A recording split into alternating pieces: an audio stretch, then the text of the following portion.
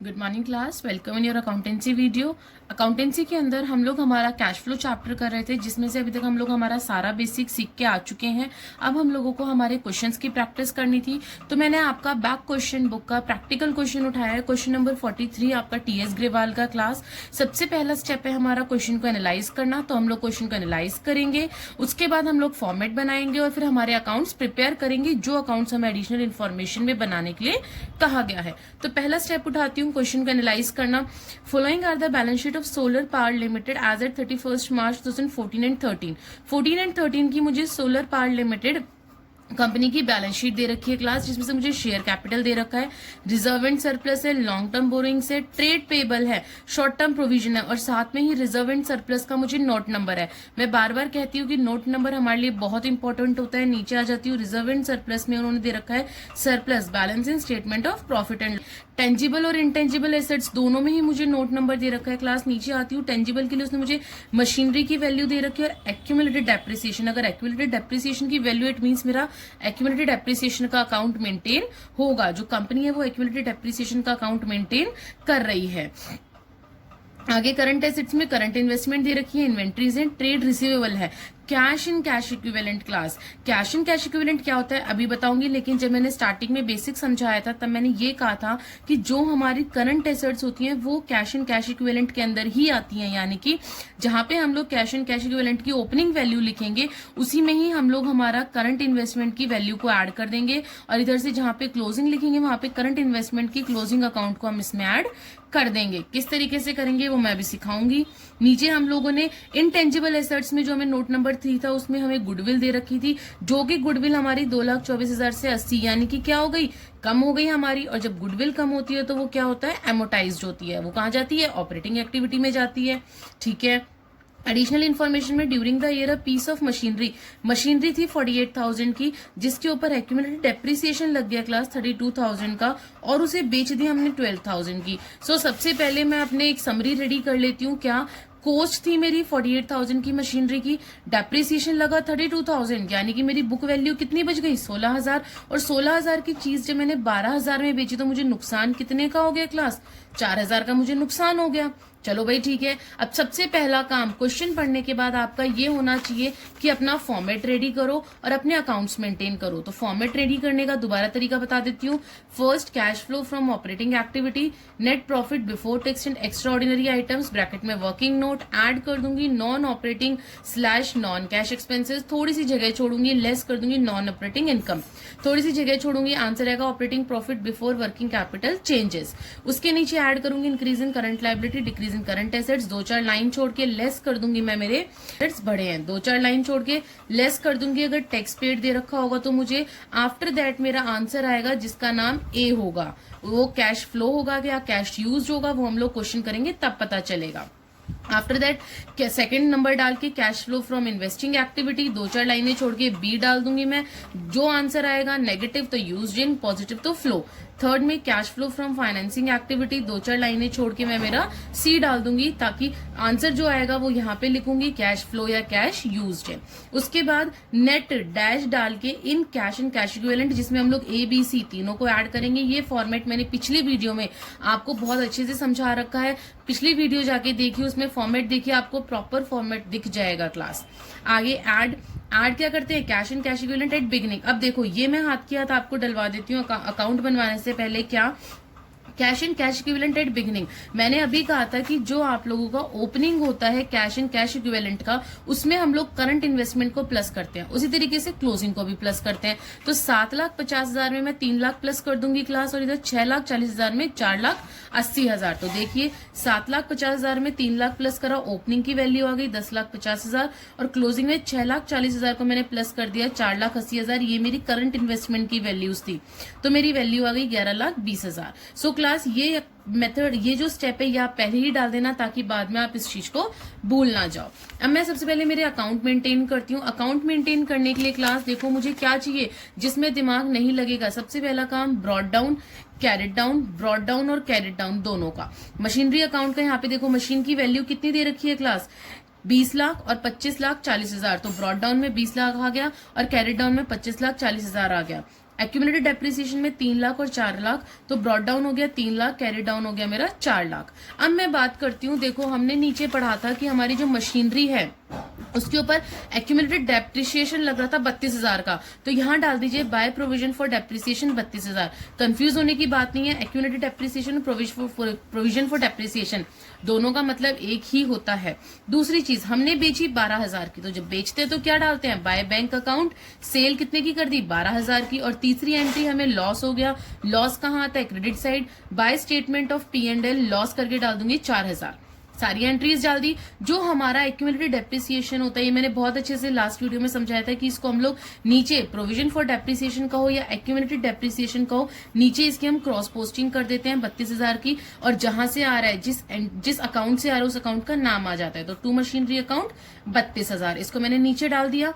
ठीक है भाई, अब देखो पहले मैं मेरा मशीनरी अकाउंट क्लोज करूंगी, दोनों साइड को बैलेंस करूंगी। क्रेडिट साइड मेरी बड़ी आ रही थी 25,88,000, 25,88,000, उसमें से मैंने माइनस कर दिया मेरे 20 लाख, तो मेरा कितना बच गया, 5,88,000 मेरी बैलेंसिंग फिगर बच गई, और इसको क्या बोलते हैं, टू बैंक अकाउंट परचेजेस। अब वहीं पे मैं मेरा एक्यूमुलेटेड डेप्रिसिएशन का अकाउंट क्लोज करूंगी, दोनों साइड को टोटल करूंगी। टोटल करा तो मेरी डेबिट साइड बढ़ी आई 4,32,000, 4,32,000, इसमें से मैंने 3 लाख माइनस करा तो मेरा बैलेंसिंग फिगर बच गया 1,32,000। अब 1,32,000 जो मेरा बैलेंसिंग फिगर बचा उसका नाम आता है बाय डेप्रिसिएशन अकाउंट। ये तो मेरे दोनों अकाउंट हो गए मेंटेन, यानी कि एडिशनल इन्फॉर्मेशन का तो काम मेरा हो गया। अब ये जाएंगी कहाँ कहाँ एंट्री, ब्रॉड डाउन कहीं नहीं जाती, कैरेट डाउन कहीं नहीं जाती, ब्रॉड डाउन कहीं नहीं जाती, कैरेट डाउन कहीं नहीं जाती। इधर से परचेजेस इन्वेस्टिंग एक्टिविटी में माइनस होता है, सेल मेरा इन्वेस्टिंग एक्टिविटी में प्लस होता है, profit and loss operating activity में प्लस होता है। जो हमारा प्रोविजन फॉर डेप्रिसिएशन था उसे हमने नीचे क्रॉस पोस्ट कर दिया, कैरेट डाउन कहीं नहीं आता, अब ये कहीं नहीं आएगा आपका, कैरेट डाउन कहीं नहीं आता, ब्रॉड डाउन कहीं नहीं आता, लेकिन डेप्रिसिएशन ऑपरेटिंग एक्टिविटी में प्लस होता है। इट मींस 1 2 3 4 मेरे पास यहाँ पे एंट्री है जो मुझे मेरे कैश फ्लो स्टेटमेंट में डालनी है। तो सबसे पहले मैं यही डालूंगी ताकि मेरे अकाउंट से मैं मेरा फ्री हो जाऊंगी, फिर मुझे कोई टेंशन नहीं रहेगी। तो पहले मैं परचेज और सेल की एंट्री डालती हूँ मेरी इन्वेस्टिंग एक्टिविटी के अंदर। देखिए क्लास, इन्वेस्टी के अंदर सेल ऑफ मशीनरी डाल दिया 12,000, परचेज ऑफ मशीनरी माइनस होगा, वो मैंने डाल दिया 5,88,000। अब दो एंट्री मेरी आनी थी ऑपरेटिंग के अंदर, तो ऑपरेटिंग एक्टिविटी में दोनों ही चीजें प्लस हो रही हैं, लॉस हो मेरा डेप्रिसिएशन, तो एड में डाल दीजिए, यहाँ पे डाल दीजिए। लॉस ऑन सेल मुझे कितने का हुआ है, 4,000 का, और डेप्रिसिएशन कितने का लगा है, 1,32,000 का। चलो भाई, एडिशनल इन्फॉर्मेशन खत्म। अब मैं बात करती हूँ मेरी बैलेंस शीट की क्लास। अगर मैं मेरी बैलेंस शीट की बात करूँ तो अब बैलेंस शीट से मुझे मेरे कैश फ्लो के अंदर चीजें डालनी है। मैं एक एक आइटम पढ़ती जाऊंगी और बैलेंस शीट के अंदर डालती जाऊंगी। सबसे पहले था शेयर कैपिटल। शेयर कैपिटल मेरा 22 लाख से 24 लाख हुआ है। शेयर कैपिटल कितना हुआ है, 22 लाख से 24 लाख हुआ है। तो 22 से 24 क्या हो गया, बढ़ गया, इशू हो गया। तो अब देखो कहाँ आता है, कहाँ आता है आपका, ये फाइनेंसिंग एक्टिविटी में आता है ना, तो लिख दीजिए आप अपना फाइनेंसिंग एक्टिविटी के अंदर, ये रहा proceeds from issue of share. हमने इशू ऑफ शेयर्स को प्रोसीड किया, यानी कि इशू करा हमारे शेयर्स को 2 लाख से। आगे बढ़ती हूँ, रिजर्व एंड सरप्लस में नोट नंबर दे रखा था क्लास। नोट नंबर में उसने बोल रखा था कि 4 लाख, नोट नंबर नीचे आ जाती हूँ, नोट नंबर में उसने बोल रखा है कि मेरे पास बैलेंस दे रखा है in statement of profit and loss account 4 lakh से 6 लाख। अब 4 लाख से जब 6 लाख उसने मुझे बोला है, तो देखो यहाँ पे हमारा बैलेंस कहाँ जाता है, वर्किंग नोट में आता है। Profit for the year 4 lakh से 6 लाख, कितना, 2 लाख। इसमें क्या फॉर्मूला होता है, क्लोजिंग माइनस ओपनिंग, यही होता है ना, तो क्लोजिंग माइनस ओपनिंग करा, 2 लाख डाल दिया। ठीक है भाई, आगे बढ़ती हूँ। Long term borrowings, long term borrowings उसने बोल रखा है मेरे को 3,40,000 से 4,80,000, तो क्या हो गया, बढ़ गई। जब लॉन्ग टर्म बोरोइंग्स मेरी बढ़ गई है, रेज हो गई है, तो कहाँ आएंगी, फाइनेंसिंग में आ जाइए। फाइनेंसिंग एक्टिविटी की अगर मैं बात करूँ तो लॉन्ग टर्म बोरोइंग्स रेज बढ़ गई ना, कितने से, 1,40,000 से, इनका डिफरेंस लेते चले जाएंगे। नेक्स्ट आया ट्रेड पेबल। ट्रेड पेबल मेरी करंट लायबिलिटी है, 4,08,000 से 3,58,000, कम हो गई। जब मेरी करंट लायबिलिटी कम हो गई, करंट लायबिलिटी डिक्रीज हो गई, तो किस में आएगी, लेस में आएगी, तो ट्रेड पेबल को डाल दीजिए 50,000 लेस से। नेक्स्ट बोल रहे हैं शॉर्ट टर्म प्रोविजन। अब short term provision current liability है 1,54,000 से 1 लाख हो गई, यानी कि 54,000 मेरी कम हो गई, करंट लायबिलिटी कम हो गई, लेस में जाएगी, शॉर्ट टर्म प्रोविजन डाल दीजिए 54,000 माइनस में। आगे बढ़ती हूँ। नेक्स्ट मेरे को टेंजिबल एसेट्स दे रखा था, उसका मैं मेरा अकाउंट बना के आ चुकी हूँ, उसका मुझे कुछ नहीं करना। इन टेंजिबल एसेट्स में नोट नंबर 3 था जिसमें गुडविल थी क्लास। गुडविल मेरी कम हुई है और कम होने को क्या कहते हैं, एमोटाइजेशन कहते हैं। तो देख लीजिए 2,24,000 से 80,000 कम हो गई, दोनों का डिफरेंस हो जाएगा। और एमोटाइजेशन आपका नॉन कैश एक्सपेंसेस है, तो डाल दीजिए गुडविल एमोटाइजेशन 1,44,000, 1,44,000 से कम हो गई मेरी। आगे बढ़ती हूँ। Next current investment, current investment को हम कैश एंड कैश इक्विवेलेंट के अंदर क्या कर चुके हैं, ऐड कर चुके हैं। इन्वेंट्रीज, करंट एसेट्स 2,42,000 से 2,58,000 बढ़ गई मेरी। करंट एसेट्स बढ़ती है तो कहाँ आती है, लेस में आती है। इन्वेंट्रीज बढ़ गई मेरी 16,000 से, तो डाल दीजिए लेस कर दीजिए। After that trade receivable, trade receivable मेरा 2,86,000 से 3,40,000 हो गया, यानी कि बढ़ गया। अगेन लेस में आ जाएगा, करंट एसेट्स इंक्रीज हुई है, ट्रेड रिसीवेबल डाल दीजिए 54,000 से इंक्रीज हो गई। अब देखिए क्लास, क्या मेरा क्वेश्चन में कुछ छूटा? एडिशनल इन्फॉर्मेशन मैंने पहले कर दी थी, नोट्स टू अकाउंट मैं मेरे बैलेंस शीट के साथ साथ लेती चली गई। अब मेरा क्वेश्चन में से कुछ नहीं छूटा, तो मैं मेरे आंसर की बैलेंसिंग करनी स्टार्ट करूंगी। सबसे पहला काम होना चाहिए वर्किंग नोट को क्लोज करना। वर्किंग नोट में कोई जनरल रिजर्व नहीं था, कोई आपका प्रोविजन फॉर टैक्स नहीं था, कोई प्रपोज डिविडेंड नहीं था, तो सिर्फ आपका जो नेट प्रॉफिट है उसी को आप लिख दीजिए 2 लाख। इसको उठा के यहाँ ऊपर डाल दीजिए अपने फॉर्मेट के अंदर, net profit before tax in extraordinary item 2 lakh. अब उसके अंदर मेरे ऐड थे मेरे 3 चीजें, तीनों को मैंने 2 लाख में ऐड करा। मेरा आंसर आ गया operating profit before working capital changes 4,80,000। अब इसके अंदर से ऐड करने का कुछ नहीं था, सिर्फ लेस करने की थी चारों चीजें, करंट एसेट्स और करंट लायबिलिटी, तो चारों को मैंने लेस कर दिया 4,80,000 में से। टैक्स पेड मेरे पास नहीं था इसलिए मैंने 0 पुट कर दिया, तो मेरा पहली एक्टिविटी का आंसर आया 3,06,000। और पॉजिटिव है तो पॉजिटिव क्या हो जाएगा, cash flow from operating activity. Positive है तो हम लोग क्या लिखते हैं, फ्लो लिखते हैं। अब सेकंड एक्टिविटी का टोटल करूंगी, 2 ही आइटम्स थे, परचेज और सेल जो हमने करी थी।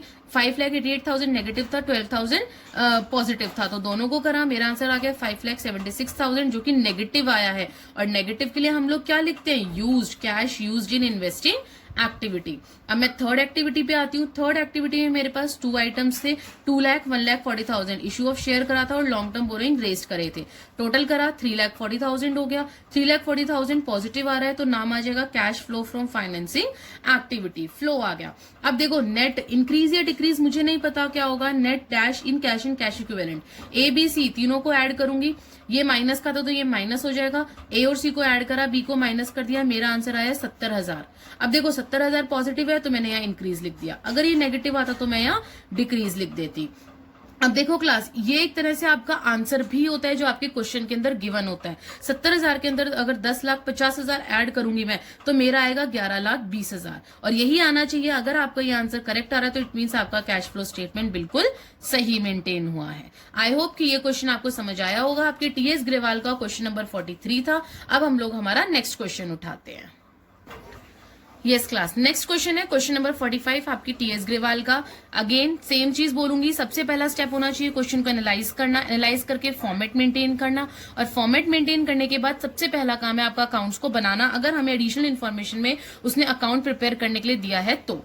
मैं पहले मेरे क्वेश्चन को एनालाइज करती हूँ। क्वेश्चन बोल रहा है cash from the following balance sheet of Kumar limited. Kumar limited की बैलेंस शीट है क्लास 31 मार्च 2016 और 31 मार्च 2015 की।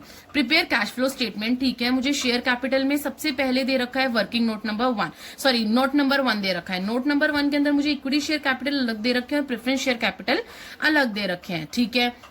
रिजर्व एंड सरप्लस में मुझे नोट नंबर 2 दे रखा है क्लास, तो रिजर्व एंड सरप्लस के अंदर जनरल रिजर्व की वैल्यू दे रखी है 4,60,000 और surplus balance in statement of P&L की दे रखी है 1.5 लाख और 2 लाख। आगे बोल रहे हैं लॉन्ग टर्म बोरोइंग्स है, 9% डिबेंचर्स है। अब ये 9% से आप लोगों को कुछ याद आ रहा होगा कि हम लोगों को क्या करनी है, इम्प्लाइड एडजस्टमेंट करनी है जो हम लोग सीख कर आए थे। ट्रेड पेबल है, फिक्स्ड एसेट्स हैं, इन्वेंट्रीज है, trade receivable, cash and cash equivalent. ये तो अच्छी बात है, इस बार हमें करंट इन्वेस्टमेंट नहीं दे रखी, लेकिन अगर दे रखी होती तो कोई डर की बात ही नहीं थी, उसको हम कैश एंड कैश इक्विवेलेंट में ऐड कर देते। नोट नंबर देख लिया। अब देखो एडिशनल इन्फॉर्मेशन में उसने हमें दे रखा है कि मशीनरी की कॉस्टिंग थी 20,000 और बेच दी 6,000 की, यानी कि सीधा सीधा आपका लॉस निकल गया 14,000 का। इस बार मुझे ना एक्यूमुलेटेड डेप्रिसिएशन नीचे दे रखा था ना ऊपर दे रखा था, इसका मतलब मेरा सिर्फ एक ही अकाउंट मेंटेन होगा जो कि होगा मशीनरी का अकाउंट। नेक्स्ट दे रखा है डिविडेंड पेड, तो डिविडेंड पेड 2 जगह आता है, वो हम लोग डाल देंगे। अब सबसे पहले मैं मेरा फॉर्मेट बनाती हूँ क्लास। फॉर्मेट कैसे बनता है, again cash flow from operating activity, operating activity के अंदर हमारा सबसे पहला क्या आएगा, net profit before tax and extraordinary item working note, ठीक है। उसके बाद उसके अंदर हम लोग ऐड कर देंगे non operating slash non cash expenses, नीचे आएंगे थोड़ी सी जगह छोड़ देंगे, लेस कर देंगे नॉन ऑपरेटिंग इनकम, जगह छोड़ेंगे, हमारा आंसर आ जाएगा operating profit before working capital changes. उसके बाद ऐड करेंगे अगर करंट लायबिलिटी इंक्रीज हुई है और करंट एसेट्स डिक्रीज हुई है, लेस कर देंगे करंट लायबिलिटी डिक्रीज और current assets increase. After that you have to less the tax जितना आपने पेड करा है और आपका आंसर आ जाएगा ए। अब कैश फ्लो आ रहा है या यूज आ रहा है वो हमें बाद में पता चलेगा जब हमारा आंसर आएगा। Second, cash flow investing activity, line छोड़ दीजिए, बी डाल दीजिए, कैश यूज इन आएगा या फ्लो आएगा वो हमें बाद में पता चलेगा हमारे आंसर से। Third, cash flow financing activity, line छोड़ दीजिए, सी डाल के छोड़ दीजिए। अब कैश फ्लो हो रहा है या यूज हो रहा है वो हमें आंसर से पता चल जाएगा। नेट, यहाँ पे भी डैश डाल के छोड़ दीजिए अपने फॉर्मेट में, in cash and cash equivalent, A B C, और तीनों को ऐड करेंगे तब पता चलेगा अगर पॉजिटिव आ रहा है तो इंक्रीज, नेगेटिव आ रहा है तो डिक्रीज। ऐड कर देंगे cash and cash equivalent in the beginning और cash and cash equivalent at the end. इन दोनों को तो आप पहले ही कर दीजिए। क्लास देखिए, कैश एंड कैश इक्विवेलेंट की वैल्यू 2 लाख और 5 लाख दे रखी है, तो बिगिनिंग में 2 लाख डाल दीजिए, एंडिंग में 5 लाख। तो ये काम तो हमारा हो गया। अब सबसे पहले मैंने आपको बोला है कि मेंटेन करना है आपको अपना अकाउंट क्लास। अकाउंट मेंटेन करने के लिए डेबिट क्रेडिट आपका ब्रॉड डाउन और कैरेट डाउन आ जाना चाहिए सबसे पहले। तो देखो मशीनरी अकाउंट का मुझे यहाँ पे ब्रॉड डाउन और वो कितना दे रखा है, अब देखो चाहे आप इसको फिक्स्ड एसेट्स बोलो और नीचे उसने मुझे बता रखा था फिक्स्ड एसेट्स में मशीनरी थी, तो चाहे मशीनरी अकाउंट बोलो चाहे फिक्स्ड एसेट्स, गलत नहीं होगा आपका पेपर में, या दोनों करके लिख दीजिए स्लैश डाल के fixed assets slash machinery account. Brought down और कैरेट डाउन देखो कितना दे रखा है, 15 लाख और 20 लाख। तो स्टार्टिंग में मेरे पास कितने की थी, कितने की मशीनरी थी, 15 लाख की, और एंड में कितने की थी, 20 लाख की। अब उसने मुझे नीचे दे रखा था कि उसकी जो कॉस्टिंग थी वो 20,000 थी और मैंने बेच 6,000 में दी। ठीक है भाई, तो बेचने के लिए क्या आ जाएगा, बाय बैंक अकाउंट सेल 6,000 की मैंने बेच दी। अब बेचने पे मुझे लॉस हुआ तो मैं डाल दूंगी by statement of P&L, loss हो गया मुझे 14,000 का। ठीक है भाई, अब लॉस हो गया। अब मैं इसको दोनों को क्या करूंगी, बैलेंसिंग करूंगी। बैलेंसिंग करूंगी तो क्रेडिट साइड मेरी बड़ी आ गई 20 लाख 20,000, 20 लाख 20,000। अब 20 लाख 20,000 में से 15 लाख गए, कितने बचे, 5 लाख 20,000। अब बैलेंसिंग को मैं क्या बोल दूंगी, टू बैंक अकाउंट परचेजेस। अब इसका ट्रीटमेंट और देख लेते हैं साथ की साथ में। ट्रीटमेंट क्या होगा इसका, जो मेरा परचेजेस और सेल है, इन्वेस्टिंग एक्टिविटी में आपका सेल प्लस हो जाएगा और परचेज माइनस हो जाएगा, वहीं पे जो लॉस है ऑपरेटिंग एक्टिविटी में प्लस हो जाएगा। सबसे पहले अपना ये काम करके आओ ताकि एडिशनल इन्फॉर्मेशन से आपको छुटकारा मिल जाए। तो लॉस ऑन सेल क्या होगा, ऑपरेटिंग एक्टिविटी में ऐड कर दीजिए, मैंने ऐड कर दिया। वहीं पर ही मेरा सेल और परचेज, सेल हुई है मशीनरी की 6,000 की और परचेज जो आपकी बैलेंसिंग फिगर आई थी 5,20,000 की, वो डाल दिया। अब देखो मेरा एडजस्टमेंट का काम खत्म, मेरी पहली जो एडिशनल इन्फॉर्मेशन थी वो हो गई। दूसरी एडिशनल इन्फॉर्मेशन भी साथ के साथ डाल देती हूँ। डिविडेंड पेड था 50,000। अब देखो डिविडेंड जो हमने पेड करा है वो आपका 2 जगह आता है। कहाँ कहाँ आता है, पहला आता है फाइनेंसिंग के अंदर, डिविडेंड पेड माइनस हो जाता है आपका, 50,000 से माइनस कर दिया। और दूसरा आपका आता है वर्किंग नोट के अंदर क्लास, जिसमें हम प्रॉफिट के अंदर हम लोग ऐड करते हैं डिविडेंड पेड कितना, 50,000 यहाँ ऐड होता है वर्किंग नोट में और आपका फाइनेंसिंग के अंदर माइनस हो जाता है। मेरी एडिशनल इन्फॉर्मेशन हो गई खत्म। अब मैं ऊपर आती हूँ मेरी बैलेंस शीट की तरफ क्लास। सबसे पहले शेयर कैपिटल के लिए वो बोल रहे हैं कि नोट नंबर 1 में था इक्विटी शेयर कैपिटल 10 लाख से 15 लाख, 5 लाख के इश्यू कर दिए तो डाल दीजिए फाइनेंसिंग में। Proceeds from issue of equity share 5 lakh के ऐड कर दिए। प्रेफरेंस शेयर कैपिटल 40 से 1 लाख, ये भी बढ़ा था, ये भी हमने इश्यू करा है तो डाल दीजिए। Proceeds from issue of preference shares 60,000, दोनों डाल दिया। आगे बढ़ती हूँ रिजर्व एंड सरप्लस के लिए। नोट नंबर 2 था रिजर्व एंड सरप्लस में जनरल रिजर्व और सरप्लस। अब देखो बैलेंस कितना दे रखा था, 2 लाख से 1.5 लाख हो गया, यानी कि कम हो गया। हम लोग क्या करते हैं, क्लोजिंग माइनस ओपनिंग। ध्यान रखना क्लास, क्लोजिंग माइनस ओपनिंग। इस बार उल्टा हो रहा है, मेरे पास क्लोजिंग जो है क्लोजिंग छोटा है और ओपनिंग बड़ा है, तो आप नेगेटिव में ही आंसर डालेंगे 50,000। ये गलती मत करना कि कहीं 2 लाख में से 1.5 लाख माइनस कर दो, नहीं, फॉर्मूला वही रहेगा, क्लोजिंग माइनस ओपनिंग ही रहेगा, 1.5 माइनस 2 लाख माइनस का 50,000। वहीं पे मुझे जर्नल रिजर्व भी दे रखा था, 60,000 से 4 लाख हो गया था, तो बढ़ गया मेरा जर्नल रिजर्व। नेगेटिव वो क्या कहते हैं, माइनस करेंगे, क्लोजिंग माइनस ओपनिंग आ जाइए, plus transfer to general reserve. 4 lakh में से 60,000 गए, 3,40,000 ऐड कर दिया। आगे बढ़ती हूँ। मुझे नेक्स्ट दे रखा था long term borrowings 9% debenture. Class अभी मैंने कहा था कि 9%, जहां पे भी आप अपने लॉन्ग टर्म के ऊपर परसेंटेज देख लो, आपको अपनी इम्प्लाइड एडजस्टमेंट करनी है। इंटरेस्ट ऑन डिबेंचर निकालना है, 9% निकालूंगी। कौन सी पे, ओपनिंग पे या क्लोजिंग पे? ओपनिंग पे निकलती है 6 लाख पे, तो 9% निकाल दिया 6 लाख पे, जो कि मेरा आया 54,000। इसकी दो जगह ट्रीटमेंट, ऑपरेटिंग एक्टिविटी में प्लस और फाइनेंसिंग एक्टिविटी में से माइनस। तो आ जाइए, सबसे पहले देखिए डिबेंचर क्या हो रहे हैं मेरे, 6 लाख से 4 लाख घट रहे हैं, रिडम्पशन हो रही है। तो पहले तो रिडीम कर दीजिए, रिडम्पशन ऑफ डिबेंचर माइनस हो जाएंगे मेरे 2 लाख से, माइनस हो गए कितने, 6 से 4 लाख हो रही है ना, 2 लाख की रिडम्पशन हो गई। ठीक है भाई, डाल दी हमने रिडम्पशन। अब इंटरेस्ट हम लोग डालेंगे, इंटरेस्ट ऑन डिबेंचर फाइनेंसिंग में से माइनस हो जाएगा कितना, 54,000 आया था, 54,000। और हमारा क्या, ऑपरेटिंग एक्टिविटी में नॉन ऑपरेटिंग एक्सपेंस के अंदर क्या हो जाएगा, प्लस हो जाएगा इंटरेस्ट ऑन डिबेंचर 54,000। आगे नेक्स्ट बोल रहे हैं trade payable, current liability 1 lakh से 4,50,000 बढ़ गई। तो करंट लाइबिलिटी अगर मेरी इंक्रीज होती है तो कहाँ आती है, ऐड में। ट्रेड पेबल 3,50,000 से बढ़ गई है क्लास। फिक्स्ड एसेट्स का हम अकाउंट बना के आ चुके हैं, उसका ट्रीटमेंट हो गया, कुछ नहीं होगा। करंट एसेट्स में इन्वेंट्रीज 2 लाख से 3 लाख, 1 लाख बढ़ गई क्लास। करंट एसेट्स बढ़ती है तो कहाँ आती है, लेस में, डाल दीजिए इन्वेंट्रीज 1 लाख से बढ़ गई है। Trade receivable, current asset 1 lakh से 2 लाख बढ़ गई, ये भी 1 लाख। करंट एसेट्स बढ़ गई तो कहाँ आएगी, लेस में आएगी। ट्रेड रिसीवेबल डाल दीजिए 1 लाख। अब देखिए क्लास, मेरा पूरा क्वेश्चन हो गया, एडिशनल इन्फॉर्मेशन हम पहले कर चुके थे, बैलेंस शीट से और नोट्स अकाउंट हम लोग कंप्लीट कर चुके हैं। अब मेरा कोई आइटम नहीं छूटा। सबसे पहला काम वर्किंग नोट को क्लोज करना, 50,000 नेगेटिव में प्रॉफिट था, 3,40,000 और 50,000। अब देखो जो मैथ्स का स्टूडेंट होगा उसे तो बहुत अच्छे से क्लियर हो गया होगा, और नहीं भी हुआ तो ध्यान से सुन लीजिए, प्लस और नेगेटिव टर्म्स हमेशा कट जाती हैं आपके। तो 50,000 में 50,000 गई जीरो, तो आंसर बच गया मेरा 3,40,000।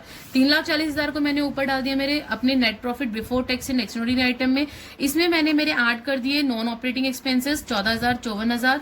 माइनस में मुझे कुछ था नहीं, नॉन ऑपरेटिंग इनकम कुछ भी नहीं थी, तो operating profit before working capital changes आ गया मेरा 4,08,000। अब इसके अंदर मैं ऐड कर दूंगी ट्रेड पेबल 3,50,000 और माइनस कर दूंगी मेरी इन्वेंट्रीज और trade receivable, that is your 2 lakh. Tax paid मेरे पास कुछ था नहीं, अब माइनस करके मेरा आंसर आया 5,58,000, जो कि क्या है मेरा, पॉजिटिव आया है। अब पॉजिटिव आया है तो मुझे पता चल गया मेरे को यहाँ पे क्या लिखना है, cash flow from operating activity. आगे बढ़ती हूँ, 6,000 प्लस का था, 5,20,000 नेगेटिव, तो 5,20,000 में से 6,000 गए, कितने बचे, 5,14,000। अब ये क्या आया मेरा, बी, और नेगेटिव आया तो क्या लिख दूंगी, यूज्ड इन लिख दूंगी। अब आ जाएगा cash used in investing activity. उसी तरीके से फाइनेंसिंग का करूंगी, 5 lakh plus 60 lakh minus 2 lakh minus 50,000 minus 54,000। मेरा आंसर आया 2,56,000। सी नाम दे दिया, पॉजिटिव आ रहा है, तो यहाँ पे क्या आ जाएगा, cash flow from financing activity. अब नेट डैश था, यहाँ मुझे नहीं पता यहाँ क्या होगा क्लास। अब इसके अंदर इन कैश इक्विवेलेंट तीनों को ऐड कर दीजिए, 5,58,000, उसमें आप ना माइनस कर दीजिए क्लास 5,14,000 और प्लस कर दीजिए 2,56,000। तो तीनों को जब मैंने करा मेरा आंसर आया 3 लाख। आप लोग करके देखिए, आपका भी यही आएगा, 3 लाख पॉजिटिव आया। तो यहाँ पे लिख दीजिए अब अपना क्या, increase, net increase in cash equivalent, तीनों को ऐड करके। अब देखो क्लास, मैंने लास्ट क्वेश्चन में ही बताया था, ये आपका मेन आंसर होता है। अगर 3 लाख में से 3 लाख में मैं 2 लाख प्लस करूंगी तो क्या मेरा 5 लाख आ रहा है, बिल्कुल आ रहा है। और मेरे को यहाँ बुक में भी 5 लाख गिवन था, तो इट मीन्स मेरा कैश फ्लो स्टेटमेंट का क्वेश्चन बिल्कुल सही है। सो क्लास, आई होप कि आपको ये दोनों क्वेश्चन समझ आ गए होंगे। इससे पहले हमने क्वेश्चन नंबर 43 करा, क्वेश्चन नंबर 45 करा है टीएस ग्रेवाल का। अब अगली वीडियो के अंदर हम बाकी के और क्वेश्चंस देखेंगे, इंपॉर्टेंट क्वेश्चंस, आपके बैक क्वेश्चंस ही देखेंगे क्लास हमारे टीएस ग्रेवाल के। So please like, share and subscribe the channel, ताकि वो इंपॉर्टेंट क्वेश्चंस आप तक इजीली पहुंच सके। Thank you class.